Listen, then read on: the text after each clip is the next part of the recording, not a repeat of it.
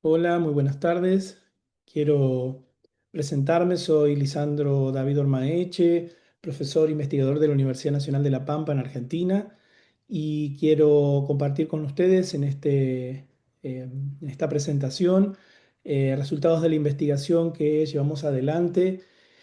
y que se titula en este caso Reformas curriculares y formación docente en sistemas federales, un estudio de casos sobre la educación primaria en Argentina. Particularmente este trabajo em, tiene la particularidad, digamos así, de pensar las relaciones entre el abordaje de la macropolítica educativa y los procesos de reforma en un contexto de reconfiguración de la formación docente inicial, en términos de el compromiso ético y político en un marco latinoamericano, cómo esas políticas nacionales en Argentina recogen parte de estas cuestiones y se orientan al fortalecimiento del desarrollo curricular, y finalmente en cómo estas miradas, estos abordajes de la macropolítica educativa tienen una traducción en el marco de un escenario local que tiene que ver con la implementación de estos procesos y en lo que Stephen Moll llama los procesos de traducción, ¿no?, de la política educativa, para corrernos de esta idea de una implementación técnica. Entonces,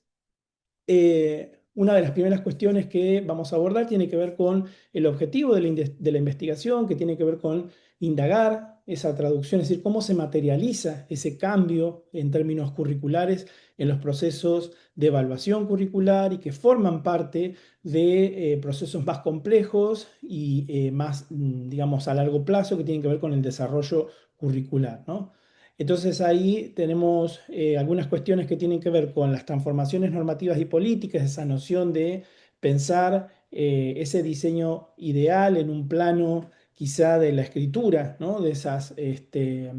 políticas, y por otro lado, qué pasa en el territorio específicamente, cómo se producen esos cambios efectivos, ¿no?, en la estructura y en los sentidos de la formación de maestros y de maestras en esa realidad vivida, ¿no? Metodológicamente, nuestra investigación se recuesta en un diseño metodológico que intentamos tener allí esta noción de la captura, ¿no?, de la voz y de la norma, y cómo dialogan, se tensionan y producen determinadas respuestas a estos procesos de traducción. Nos posicionamos en un paradigma crítico, en un enfoque cualitativo, trabajamos específicamente en el diseño de un estudio de caso institucional,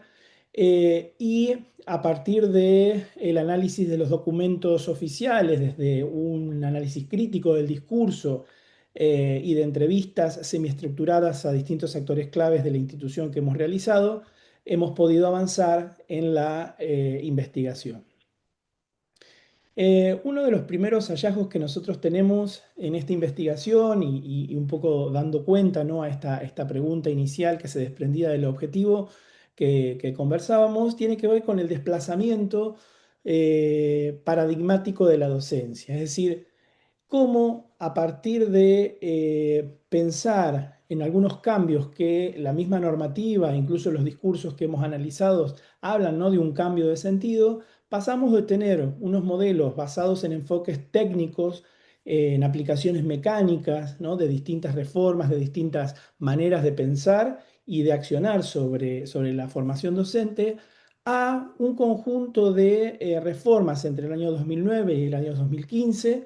donde la docencia es concebida como una práctica social y como una acción situada y transformadora. Esto nos parece que es importante resaltarlo, sobre todo porque refleja también algunos cambios más estructurales, si se quieren, que tienen que ver con la puesta en acto de la Ley Nacional de Educación a partir del año 2006, de la creación del Instituto Nacional de Formación Docente en el año 2007 y del despliegue, ¿no?, que se hace de distintas acciones vinculadas a la política educativa específicamente para la formación docente inicial y continua.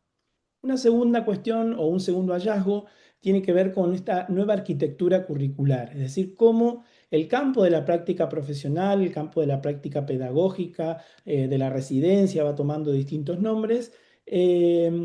aparece en los planes de estudios integrado, ¿no? Es un campo que está integrado desde el inicio de la carrera y de alguna forma sostiene, ¿no? Andamia de alguna manera esta estructura curricular.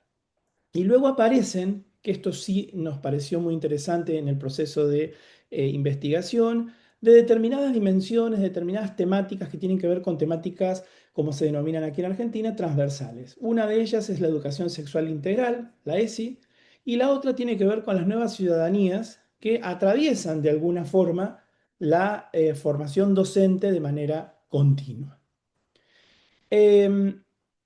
Entendemos que esta investigación refleja de alguna manera una serie de tensiones estructurales, ¿no? Estos hallazgos que nosotros estamos exponiendo tienen que ver con algunas tensiones estructurales que tienen que ver fundamentalmente con esas maneras en que el diseño y la realidad empiezan a friccionar, ¿no? A tensionar, a generar allí algunos, entre comillas, ruidos, como solemos decir aquí en Argentina en esos procesos, no solo de desarrollo curricular en términos de la implementación de un plan de estudio, sino también luego en los procesos de evaluación, ¿no? Y entonces allí aparecen tres aspectos que creo que son interesantes de traer a la exposición. Uno tiene que ver con la distancia, ¿no? La brecha que aparece entre el currículum prescripto. ¿Qué pasa con eso que está escrito, que está normado, que está de alguna manera pensado y aprobado, ¿no? Normativamente, que lo denominan incluso algunos de los actores que entrevistamos como el plano ideal? ¿Y qué pasa con el currículum vivido, ¿no? Con la ejecución real, con lo que pasa en el día a día, en la cotidianidad de la institución formadora? Eso es una primera cuestión o una primera tensión. La segunda tiene que ver con el estudiantado. Hay allí en los procesos de evaluación que hemos estado mirando una sobrecarga en términos de el cumplimiento y las demandas hacia los estudiantes en términos de lo que implica una apropiación genuina de los contenidos establecidos en ese plan de estudio. Y una tercera tensión tiene que ver con el territorio, es decir, hay una falta de condiciones materiales para garantizar la coordinación docente en contextos de alta dispersión geográfica y particularmente en la institución en la cual nosotros hicimos esta investigación o desarrollamos esta investigación, el territorio tiene que ver con la alta dispersión geográfica que tienen no solo el estudiantado, sino también las escuelas asociadas a esta institución formadora, que tiene que ver fundamentalmente con el contexto más rural, si se quiere, y con la formación y las prácticas en ese tipo de instituciones o con esas características. Finalmente, entonces, podemos pensar en términos de una conclusión que aparecen aquí elementos que se podrían pensar como la ecuación de la gobernanza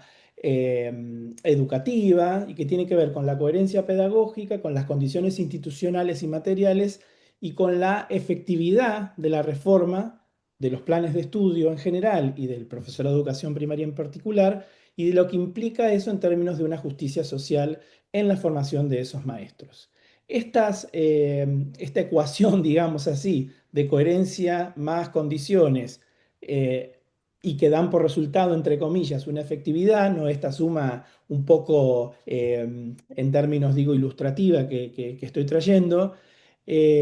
han demostrado que en realidad las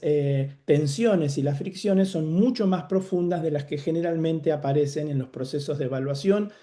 y que al momento de trabajar la revisión de los planes, la evaluación y una nueva, si se quiere, forma de pensar esos planes de estudios, esa reforma curricular está a veces limitada o está condicionada, ¿no? por estas cuestiones que estuvimos conversando hasta hace un momento y donde entonces esa traducción de la política del desarrollo curricular, de la evaluación curricular y de la reforma de los planes de estudios en general y de los profesorados de educación primaria en particular, tienen algunas particularidades y por supuesto no se hacen de manera tan mecánica y con, digamos, la ausencia de conflictos no solo institucionales, digo, en términos de lo que implican las discusiones de los campos de conocimiento o de los contenidos que van dentro de las actividades curriculares, sino también con los puestos de trabajo, con la accesibilidad, con las condiciones de desarrollar lo que efectivamente el plan de estudio tiene en términos de alcance, ¿no? Em, bueno,